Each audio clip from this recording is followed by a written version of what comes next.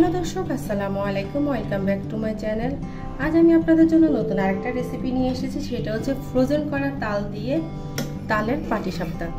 এই পিঠাটা দেখতে যেমন লোভনীয়, খেতে কিন্তু ভীষণ মজার আর তৈরি করাও খুবই সহজ। তো আশা করছি আমার আজকের এই পাটিসাপটা রেসিপি আপনাদের সবার কাছে ভালো লাগবে। তালের পাটিসাপটা পিঠা তৈরি করার জন্য আমি এখানে একটা বাটিতে প্রথমে ব্যাটার রেডি করে নেব। ব্যাটার রেডি করার জন্য আমি বাটির মধ্যে প্রথমে দিয়ে দিচ্ছি মেজারমেন্ট কাপের 1 কাপ চাউলের গুঁড়ো, এরপর দিয়ে দিচ্ছি 1/4 কাপ চিনি, স্বাদ মতো একটু লবণ দিয়ে দিচ্ছি, আর দিয়ে দিচ্ছি 1/4 কাপ ময়দা।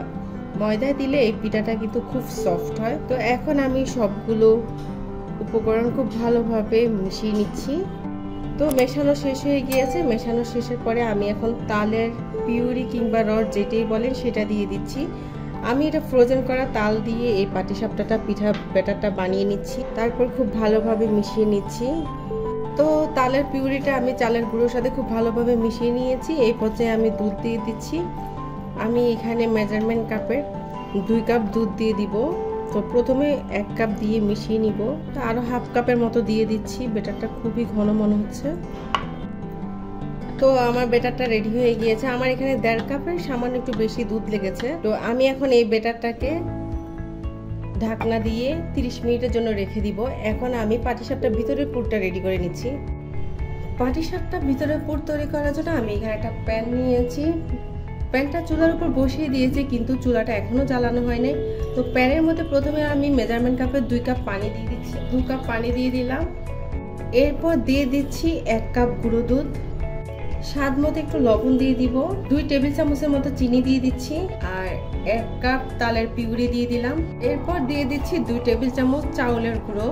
এখন সবগুলো উপকরণ খুব ভালোভাবে মিশিয়ে নিচ্ছি দুধের সাথে। চুলা না জ্বালিয়ে এই মেশানোর কাজটা করতে হবে। সবার শেষে দিয়ে দিচ্ছি 3 টেবিল চামচের মতো কোরানো নারিকেল। এখন আবারও নারিকেলের সাথে সবগুলো মিশিয়ে দিচ্ছি। চুলাটা এখন ধরিয়ে দিলাম। এবার চুলার আঁচটা আমি মিডিয়াম থেকে একটু কমিয়ে রেখে এটা জাল দিতে থাকবো। দেখুন, জাল দিতে দিতে রসটা অনেকটা ঘন হয়ে এসেছে। যখন প্যানের গা ছেড়ে উঠে যাবে তখনই আমার পাটিসাপটার পুরটা রেডি হয়ে যাবে। তো মিশ্রণটা প্রায় ঘন হয়ে এসেছে। এই পর্যায়ে আমি সামান্য 1 চামচের মতো ঘি দিয়ে দিব। ঘি দিয়ে খুব ভালোভাবে মিশিয়ে নিচ্ছি। আর একটু শুকালেই আমি উঠিয়ে ফেলবো।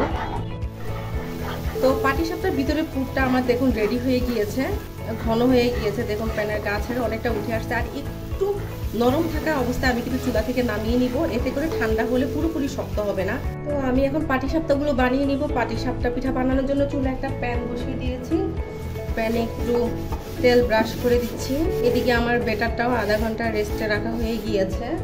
প্যানটা কিন্তু বেশি গরম করার দরকার নেই, জাস্ট মিডিয়াম গরম করবেন। এমন চুলার আঁচটা কিন্তু মিডিয়াম লোতে রাখবেন। তো আমার ব্যাটারটাও 30 মিনিট রেস্টে রাখা হয়ে গিয়েছে। এখন এখানে আমি একটা ডিম ভেঙে দিব। তো আমি এখানে একটা ডিম নিয়েছি, ডিমটা আমি এটার সাথে ভেঙে মিশিয়ে নিচ্ছি। তো দেখুন, আমি ডিমটা খুব ভালোভাবে ব্যাটারের সাথে মিশিয়ে দিয়েছি। ডিমটা আপনারা শেষ পর্যায়ে দিবেন। এখন আমি প্যানে পিঠার জন্য দিয়ে দিব। তো প্যানের মধ্যে আমি পিঠার ব্যাটারটা দিয়ে দিচ্ছি। আমি এখানে 1.5 চামচ পরিমাণ ব্যাটার দিয়ে দিলাম। দিয়ে হালকা হাতে একটু ঘুরিয়ে নিব।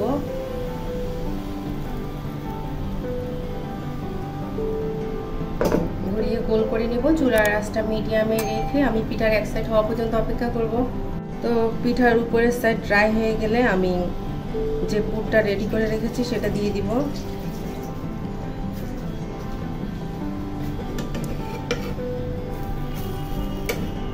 তারপর এক সাইড থেকে সুন্দর করে ভাঁজ করে নিচ্ছি। তো আমার একটা পাটিসাপটা রেডি হয়ে গিয়েছে। তো এই পাটিসাপটার 2 সাইড প্রায় আমি 1 মিনিটের মতো ভেজে নিব। তো এই পিঠ ও পিঠ আমি 1 মিনিটের মতো ভেজে নিয়েছি।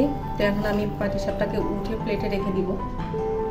আবার একটু তেল ব্রাশ করে নিচ্ছি। এখন আবার ডো দিয়ে দিচ্ছি। আমি আরেকটা পাটিসাপটা আপনাদেরকে দেখিয়ে দিচ্ছি।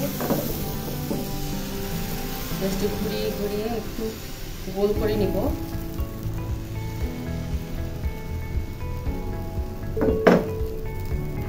তো পিঠার উপরের সাইড ড্রাই হওয়ার পরে আমি পুরটা দিয়ে দিলাম আর ভাজ করে নিচ্ছি।